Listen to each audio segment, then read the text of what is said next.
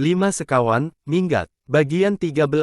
Seharian di pulau. Sewaktu anak-anak bangun keesokan harinya, mula-mula mereka tak tahu di mana mereka berada. Matahari yang bersinar memancarkan cahayanya memasuki pintu gua.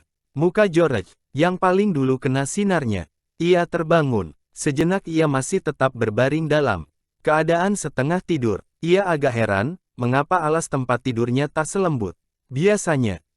Aku bukan di tempat tidurku sendiri, pikirnya tiba-tiba. Tentu saja, aku kini di Pulau Kirin. Seketika itu juga ia duduk, lalu menumbuk rusuk N yang baring di sebelahnya.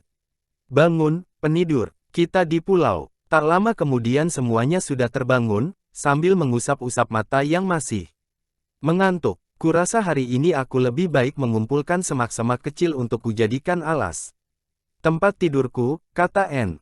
Pasir mula-mula memang terasa empuk, tapi lama-lama keras. Juga, saudara-saudaranya setuju bahwa mereka semua akan mengumpulkan semak dan rumput untuk dijadikan alas tempat tidur di atas pasir, yang kemudian dilapisi dengan selimut. Pasti, akan nikmat tidur mereka. Enak rasanya tinggal dalam gua, ujar Dick. Ayo, kita berenang dulu sebelum sarapan. Sudah itu menyusul acara melahap daging dingin, roti, asinan dan selai. Pasti sehabis berenang kita akan kedinginan, kata George. Sebaiknya selama kita mandi, kita juga memasak air dengan komporku. Jadi begitu keluar dari air, kita akan bisa membuat minuman coklat yang hangat. Pasti tak gemetar lagi tubuh kita sesudah itu. Oh ya, setuju, seru N dengan gembira. Ia belum pernah memasak dengan kompor sekecil itu. Akan kuisi ceret dengan air dari kaleng persediaan kita. Apa yang kita pakai? Sebagai pengganti susu, kita membawa susu, kata Julian. Cari sendiri kalengnya di tumpukan itu. Mana alat pembuka kaleng? Alat itu tak bisa ditemukan. Jengkel anak-anak dibuatnya, tetapi akhirnya ditemukan. Juga, dalam kantong celana pendek Julian. Jadi soal itu beres. Kompor kecil diisi dengan spiritus, lalu dinyalakan. Air dituangkan ke dalam ceret, yang kemudian ditaruh di atas kompor. Sudah itu barulah anak-anak pergi berenang. Hei, lihatlah, di sebelah sana ada kolam, di tengah batu-batu. Seru Julian sambil menunjuk. Kita tak melihatnya selama ini. Wah, seperti kolam renang kecil saja. Kelihatannya, khusus untuk kita sendiri. Kolam renang Kirin, satu siling untuk sekali berenang. Ujar Dick, tapi pemiliknya tak dipungut bayaran. Ayolah, kelihatannya enak berenang di situ. Lihatlah, ombak berulang-ulang menyapu bagian atas batu, lalu masuk ke dalam kolam. Benar-benar hebat. Kolam itu memang sungguh-sungguh bagus. Letaknya di tengah batu cadas. Airnya dalam, jernih dan tak terlalu dingin. Anak-anak asyik berenang, bersiram-siram air dan terapung-apung di dalamnya. George mencoba terjun dari salah satu batu besar yang ada di pinggir kolam. Terjunnya indah sekali. Dalam air, George benar-benar sangat jago. Kata N mengaguminya. Aku kepingin bisa menyelam dan berenang seperti George. Tapi tak mungkin. Dari sini kita bisa melihat bangkai kapal dengan jelas, kata Julian sambil keluar dari air. Hei, kita lupa membawa handuk. Sialan, kita pakai saja salah satu selimut untuk mengeringkan badan, jawab Dick. Kuambil, sebentar, yang paling tipis. Kalian ingat koper yang kita lihat kemarin di kapal? Aneh, ya, memang, sangat aneh, jawab Julian.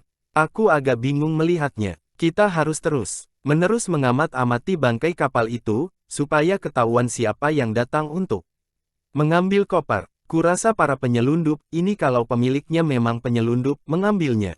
Nanti, mereka akan datang menyelinap ke sisi pulau sebelah sini, lalu menurunkan sekoci. Yang kemudian datang ke kapal, kata George sambil mengeringkan tubuhnya dengan selimut. Yah, sebaiknya kita mengamat-amati dengan seksama. Barangkali akan ada kapal laut yang kecil atau salah satu kapal lain yang muncul di sebelah sana. Ya, tapi kita tak boleh sampai terlihat oleh mereka, sambut Dick. Kalau hal itu terjadi, takkan ada lagi yang bisa kita selidiki. Mereka takkan mau lagi datang ke pulau ini. Kurasa ada baiknya jika kita bergantian menjaga. Jadi kalau terjadi sesuatu, kita akan bisa dengan segera mengetahui dan bersembunyi. Ide yang bagus, seru Julian memuji. Nah, badanku sudah kering sekarang, tapi rasanya agak dingin juga. Ayo, kita berlomba adu cepat lari ke gua, lalu membuat minuman. Panas. Sudah itu sarapan. Rasanya saat ini aku mampu menyikat habis seekor ayam. Barangkali masih bisa ditambah lagi dengan seekor bebek, apalagi kalkun. Anak-anak tertawa. Mereka pun sudah sangat lapar. Mereka berlomba-lomba menuju ke gua, melintasi pasir dan memanjat beberapa buah batu yang menghadang. Sudah itu melintasi pantai di depan gua, lalu menuju ke mulut gua yang masih terang disinai matahari. Air dalam ceret sudah mendidih. Uapnya mengepul-ngepul lewat corongnya. Keluarkan daging dingin dan roti sebatang, dan juga botol asinan yang kita bawa, ujar Julian mengatur. Aku membuka kaleng susu. Kau, George, kau membuat minuman yang banyak. Untuk kita semua, isi saja dalam kendi itu. Aku bahagia sekali, ujar Anne yang duduk di mulut gua sambil mengunyah sarapannya. Rasanya benar-benar nikmat. Enak hidup sendiri di pulau seperti sekarang.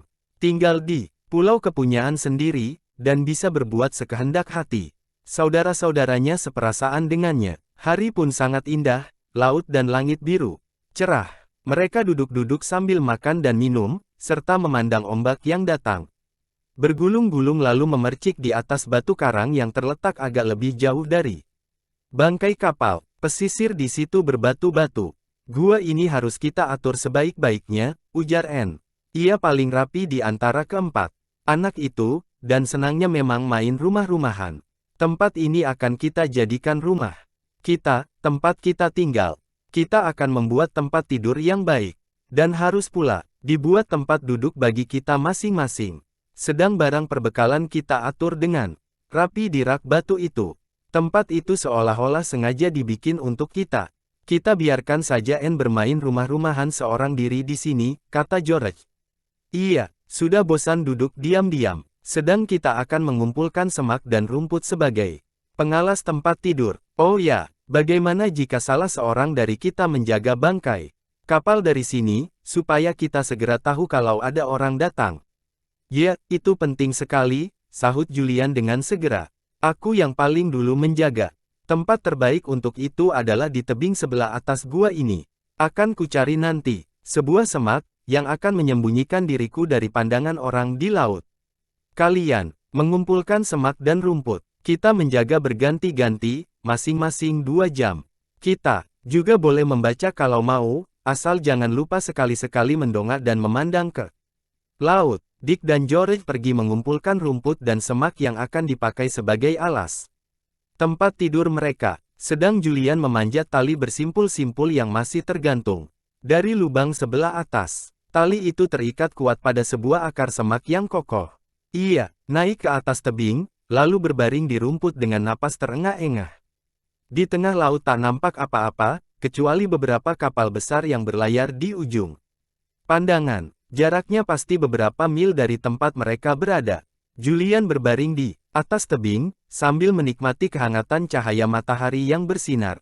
Tugas menjaga merupakan pekerjaan yang enak. Terdengar oleh Julian suara Anne bernyanyi-nyanyi dalam gua, sementara anak itu sibuk membereskan rumahnya. Julian tersenyum. Ia tahu bahwa Anne senang bermain-main. Seperti begitu, Anne memang sedang bersenang hati. Perabot makan yang dipakai untuk sarapan telah selesai dicucinya dalam sebuah lekuk pada batu di luar gua, yang penuh berisi air hujan. Tim memakainya sebagai tempat minum. Tetapi ia tak berkeberatan bahwa Anne memakai air itu untuk mencuci piring dan pisau garpu. Aku terpaksa memakai air minummu, Tim, ujar Anne meminta maaf, tapi kau kan anjing pintar. Kalau kau merasakan air di sini tidak enak lagi, tentu kau akan mencari genangan air di tempat lain. Wow, gonggong Tim, lalu lari menyongsong George yang datang bersama Dick. Kedua anak itu membawa semak dan rumput yang akan dijadikan pengalas tempat tidur. Letakkan bawaan kalian di luar, George, ujar Anne. Kalau aku sudah siap membersihkan, baru akan kuatur tempat tidur. Baik, jawab George. Kami pergi lagi untuk mengumpulkan lebih banyak. Enak ya, hidup begini. Julian naik ke tebing, lewat tangga tali, kata Anne. Kalau ia melihat sesuatu yang luar biasa, kita akan dipanggilnya. Mudah-mudahan saja terjadi sesuatu. Memang, mengasyikkan, ujar Dick menyetujui pendapat adiknya. Diletakkannya semak dan Rumput bawaannya di atas Tim, sehingga anjing itu nyaris terbenam di dalamnya.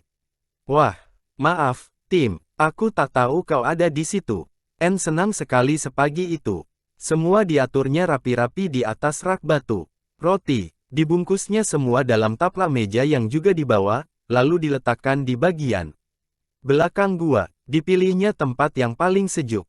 Kaleng-kaleng berisi air juga diletakkan di situ, beserta botol-botol minuman. Kemudian ia melanjutkan pekerjaan dengan membuat tempat tidur. Ia memutuskan hendak membuat 2 tempat pembaringan yang besar-besar, masing-masing di satu sisi gua. Sisi sebelah sini untukku bersama George dan Tim, katanya dalam hati, sambil mengatur semak dan rumput di situ. Sedang Julian dan Dick bisa di sebelah sana.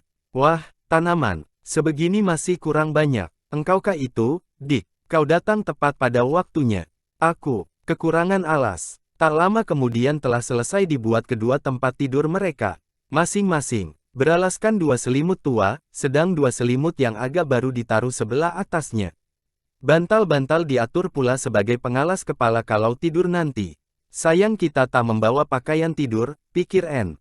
Kalau ada, bisa kulipat baik-baik, dan kuselipkan di bawah bantal.